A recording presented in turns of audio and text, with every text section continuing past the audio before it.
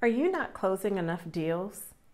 Is your revenue low and you can't seem to move your customer through the sales cycle? Well, in this video, we're going to talk about what the customer buying process is and how you can speed that up so that you can close more deals.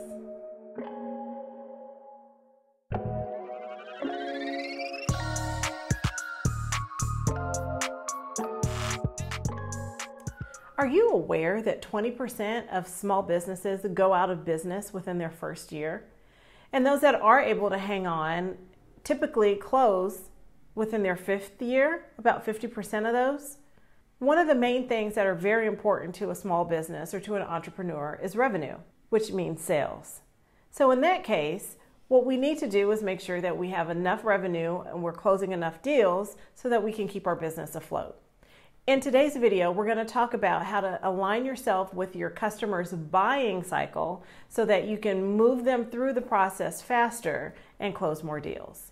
But before we hop into that discussion, be sure to subscribe to my channel and click the bell to be notified when I publish a video every Tuesday. Thank you in advance for doing so.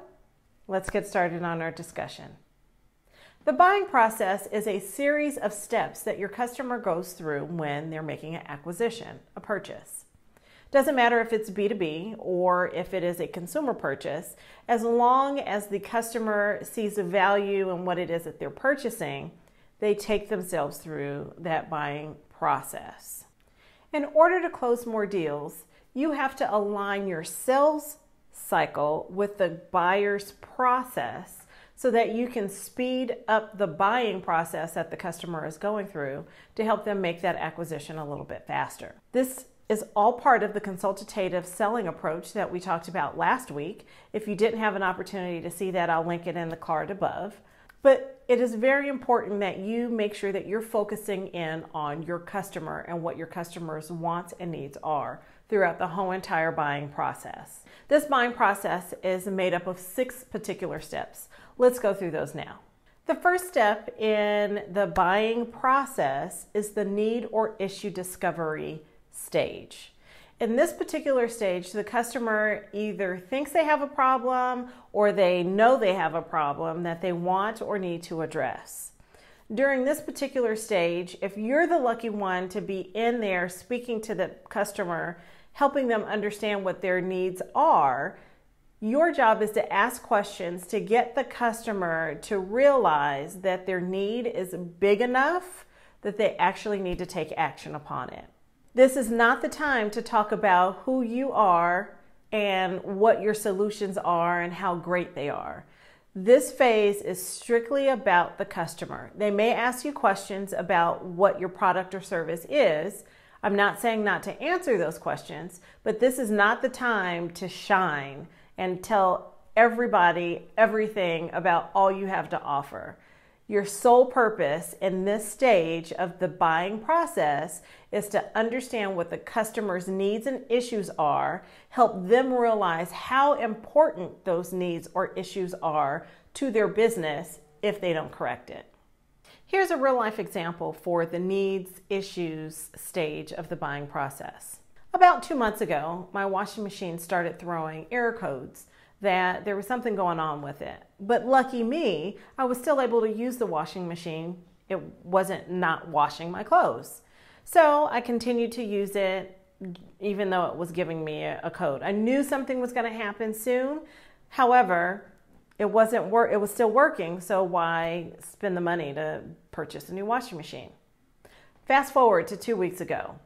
Error code came up, washing machine did not wash. So at that point in time, I knew that I had a situation that I needed to make a decision.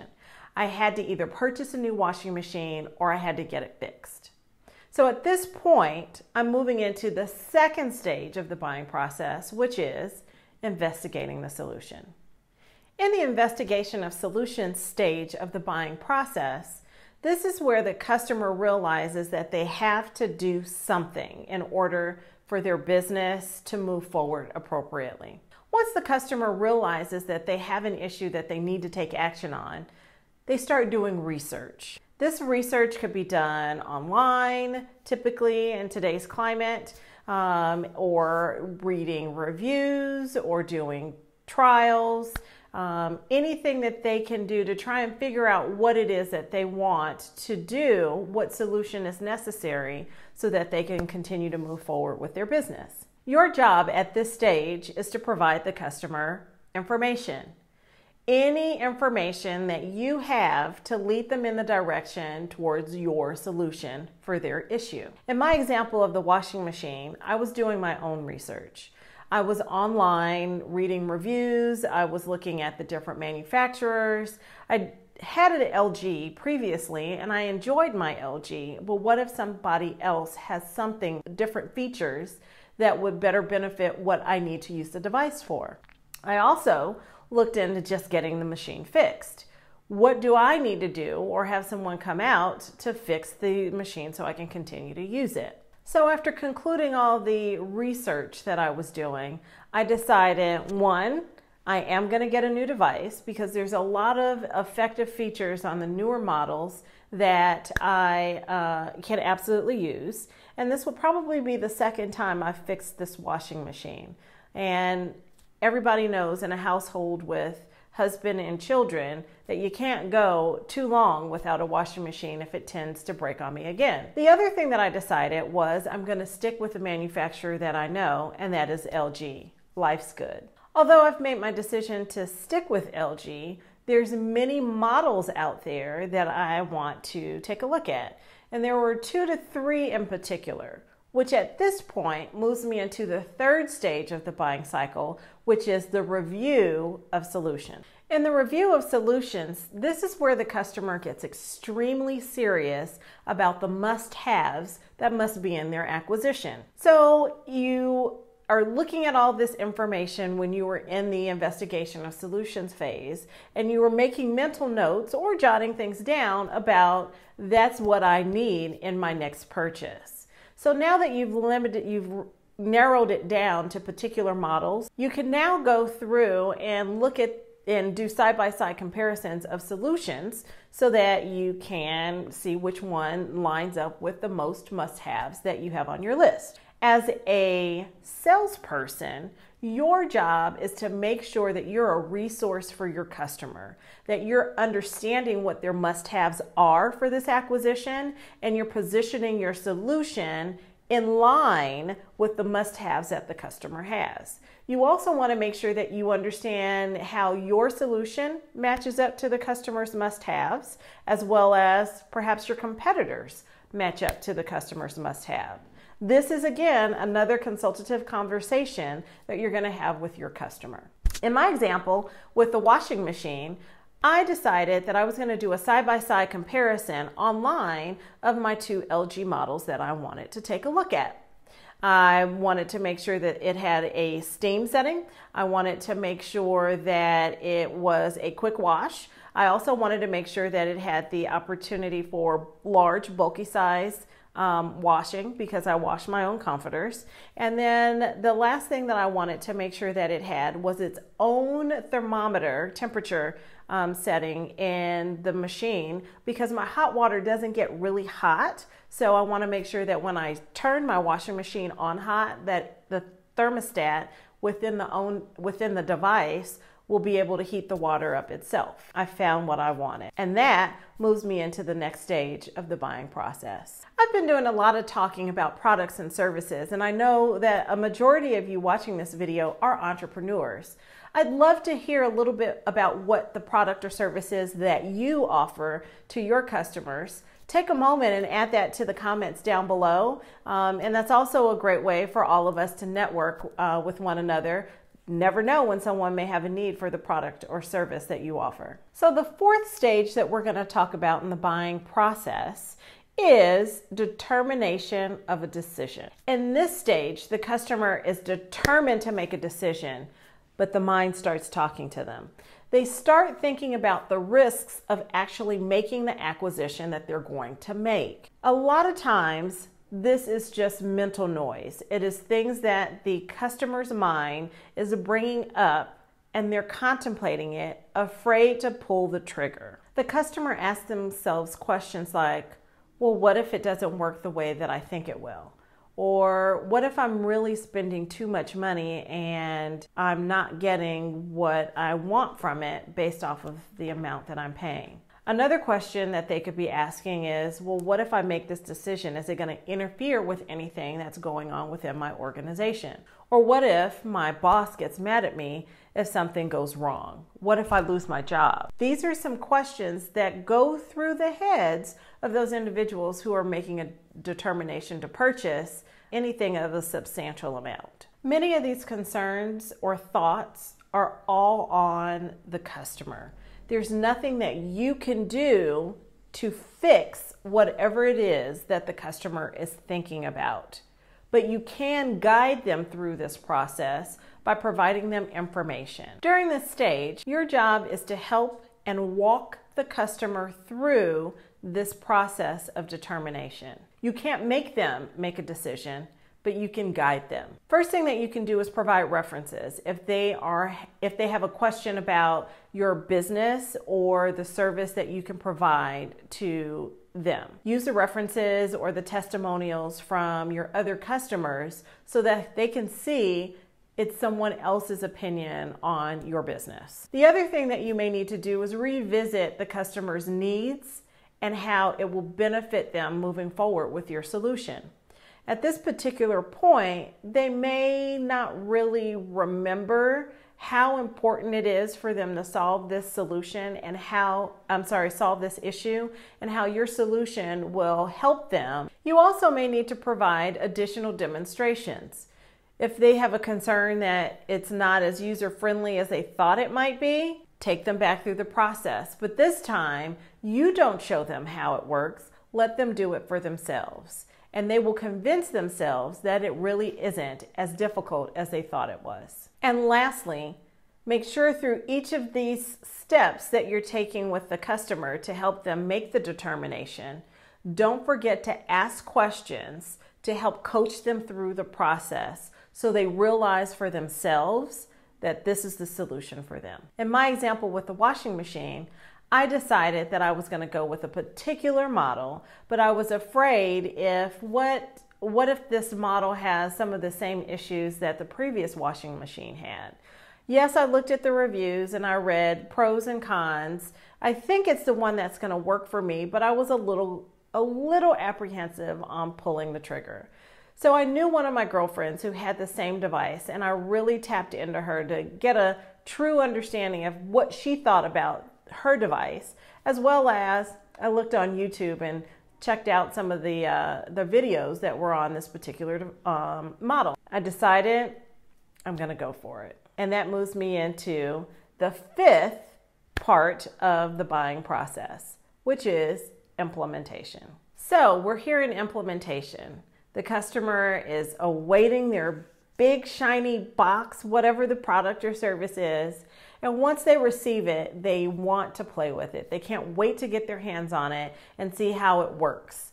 Once they figure out kind of how it works, then they really have to put effort in and see what the device does or the product or service does to help them with their business issue or need. It gets a little tough around this time. So your job as a salesperson is to make sure that you're there with the customer, that you're setting the expectation with your customer and you're guiding them through the process of implementation. Stay in contact with them until they get to the point where they say, how did I ever live without it? Once they hit that spot, you know it's okay for you to do a check-in with them, whether it is quarterly, whether it is half year. How often you check in with them is determined by the cost of the device, the product or service that you offer, that you sold to the customer. So the more expensive it is, the more often you check in with your customer. The least expensive, still check in, but you don't have to do it as often. So let's go back to my example of the washing machine. My washing machine should be here tomorrow. I'm so excited. I can't wait to use it. My old washing machine has been hit and miss, so I've been using it a little bit, but I've really been holding on to some of my clothes that I want to wash in it tomorrow when it gets here. I know that sounds crazy, but I just want to use it.